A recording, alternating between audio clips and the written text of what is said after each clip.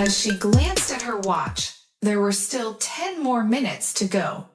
It was an unprecedented occurrence for her, being early for a date. Time management wasn't her forte. She was always fashionably late wherever she went. But this particular date was unlike any other. It marked the beginning and the end. If he didn't show up, her nerves got the better of her, and she nervously stomped her foot, dislodging snow from her boot. "Calm down," she whispered to herself. "He'll come." Her heart raced, momentarily forgetting its steady beat, then pausing before thudding so loudly that her vision seemed to darken. For the third time, she took out her compact and examined her flushed cheeks. Applying a touch more powder, her eyes sparkled with intensity, almost resembling those of a wild-eyed dreamer. What if he didn't like her now? After all, her hair was longer and lighter back then. Why does it even matter if he likes me or not? I'll never find out anyway. Her heart ached once more, suffused with a hopeless longing that had been her constant companion for the past 6 months. Delicate snowflakes gracefully descended from the sky, but she remained oblivious to their beauty. Her mind had drifted back to that eventful summer. She squinted against the sun's rays, relishing the warm breeze tussling her hair. Her mind was abuzz with champagne and the delight of his company. She didn't know his name yet, but she was certain she'd never forget his captivating eyes. Their gazes locked and then looked away. Damn pride, fueled by extreme feminism. When had she adopted the notion that one should feign disinterest when a man showed attention, so that he wouldn't assume she was eager for his affections? Both of them were guests at a wedding, she on the bride's side, he on the groom's side. Everything about the wedding irritated her: the pomp, the chatter, the overly emotional tears, the cliched toasts, and the overly warm champagne. She yearned for the evening to conclude swiftly, and then she saw him. He stood slightly apart from the crowd, observing quietly. He was so different from anyone she knew. Above average height, athletic build, and most importantly, an air of calm and confidence that she had never experienced before. From that moment on, everything else seemed to fade into the background. Her attention was solely focused on him. They eventually met, sitting side by side, laughing together. He addressed her as you, an unusual and refreshing gesture. At first, she playfully averted her gaze, wondering if he had other dance partners in mind. But as she realized that his invitation was exclusively for her, she laughed heartily and offered him her hand. Even now, she remembered the warmth of his palm against hers.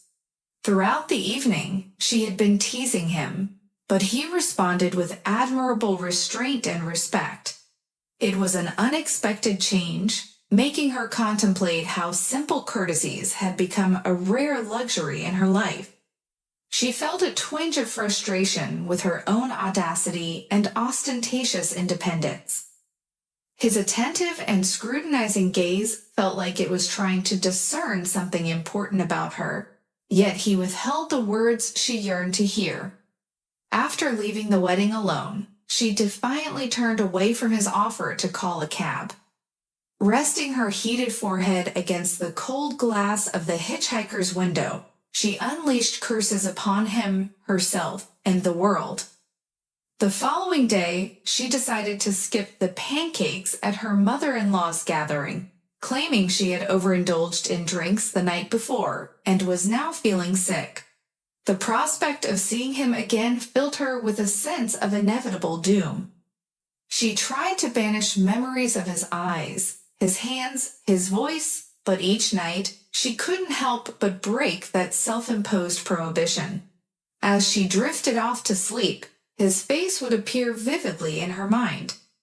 The ghost of feminism kept her mind alert, making her turn over in bed to avoid the thoughts. She buried her face in the pillow, falling into slumber like falling into an abyss. only to find his face haunting her dreams once more. It took her 2 weeks to finally admit to herself that she was in love, but she was determined to extinguish that love. She tried everything, resorting to self-hypnosis and the scolding voice of reason. Remember how your previous love ended? Haven't you had enough? She pushed herself to the limit, seeking ways to exhaust her body and mind to the point where all she could see was a pillow. She immersed herself in work, meetings, studies, moving from one course to another, caught in a relentless rush and perpetually deprived of sleep.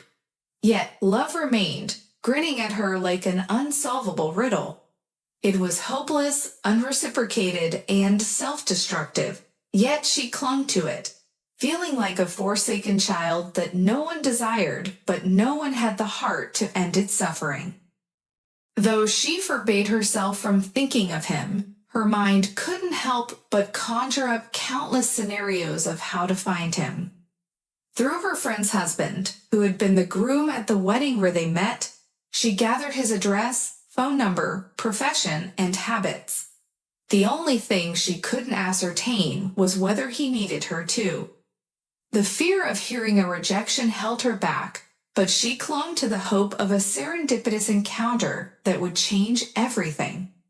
She believed that fate bestowed everyone a certain number of miracles, yet it seemed like she had already spent her share of miracles without a second thought.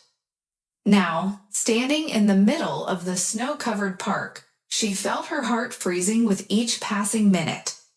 Tomorrow, she would board a train and leave for another city, another country, knowing she would never see him again.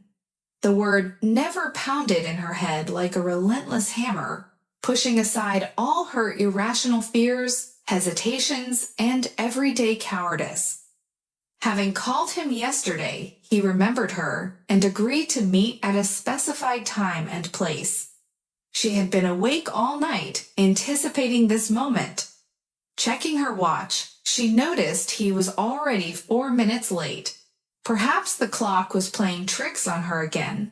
As she looked at her blue, cold hands, she had forgotten her gloves in her haste. She realized an unsettling truth. She felt unwanted, unremarkable amidst the sea of well-groomed and perfectly composed individuals. Even her manicured hands, a first-time indulgence at a hairdresser's, couldn't mask the vulnerability she felt within. As she closed her eyes, an avalanche of thoughts flooded her mind, each one a tormenting voice, wriggling, frenzied, smirking, and screaming, drowning out reason. He'll never come. You'll never see him again. He never liked you. You know you should never impose on a man. You should never call him first. Never, never, never.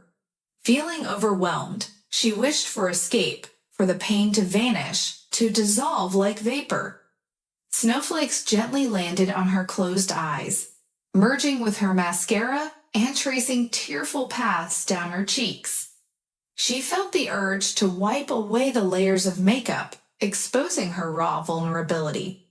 Bending down, she picked up a handful of snow and brought it to her face, only to hear a voice from behind. Just don't eat it. Turning around, she saw him standing there, smiling. Her emotions were numbed as she stared into his eyes, the snow melting in her trembling hands. He gently touched her cheek, wiping away the blotchy makeup, and asked why she remained silent. Taking a deep breath, she looked down at her wet hands, then back up at him. He stood tall, towering over her even with her heels on, undeniably handsome, almost too much so. But now she had no fear of judgment. There was nothing left to fear. With courage in her voice, she spoke from the heart. I really wanted to see you. I'm so happy right now. I know that you and I will never see each other again, so I can tell you everything now. I love you. All these months, I've been living with the hope of seeing you again. I don't know why you came here today or how you feel at this moment. I just want to spend this day with you, even if it's just half an hour, an hour. I'm leaving tomorrow, and we won't cross paths again. She gazed into his eyes, unafraid of his response. She was fearless now, knowing that whatever happened, she would be okay. He remained silent, a smile lingering on his lips. He took her hand in his, realizing how cold her hands had become. Let's go somewhere warm, he suggested, adding that he had much to tell her as well. He took off his gloves and handed them to her, a gesture of warmth and care. In that moment, her heart thawed, and she knew it would never freeze again, never again. Thank you for watching. I hope it was interesting. See you in the next story. Goodbye.